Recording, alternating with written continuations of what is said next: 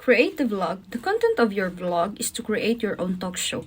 Your interviewee must be 5 teacher and your guardian, either face-to-face or virtual. Your topic to be talked as are follow.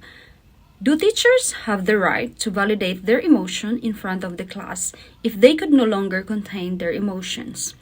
If you were one of his or her students, how will you react to the situation? Since I am living abroad, I'm not able to interview the other teachers face to face. But I have a friend who is a teacher in the Philippines, and I asked her to do me a favor. But I have been waiting for months. I haven't heard anything from her. Rather, she just sent me a message.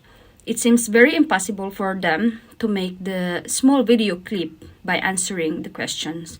So I want to complete this activity, so on behalf of them, I would be answering this question.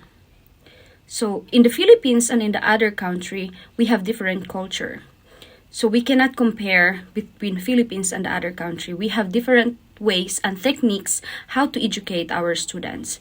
In the Philippines, because of our culture, we call our teachers as our second parents. And because they are our second parents, they can easily show their emotions, not violently, but emotionally. So if the students are stubborn, the teachers are there to support the kids. If the students are failing or etc., the teachers are our second parents, and they are there to cultivate us, educate us, and make us as a better person. I have been also a student in the Philippines, so I know how the educational techniques are in the Philippines.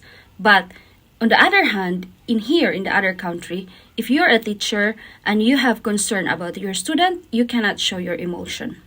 Because the teachers here knows what are the consequences if you become violent and show your emotions to your students. I am not saying that in Philippines, teacher need to be violent by showing their emotions. But in here also, it is not allowed.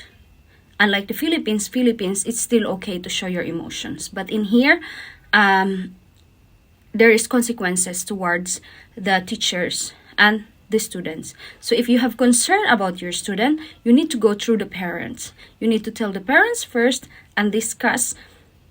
And then the parents will have the power to teach these kids what are right and wrong. So if I am one of his or her student in the Philippines, I would say it's okay. They are my second parents. They can educate me.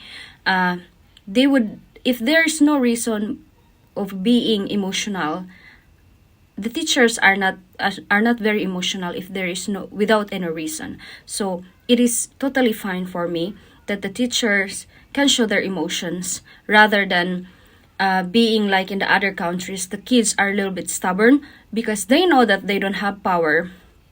I mean, they know that the teacher don't have power towards their students. So their rules are, they are just a teacher teaching them the lessons, and they just need to do the test and do the schoolworks. But in the Philippines, they are our second parents.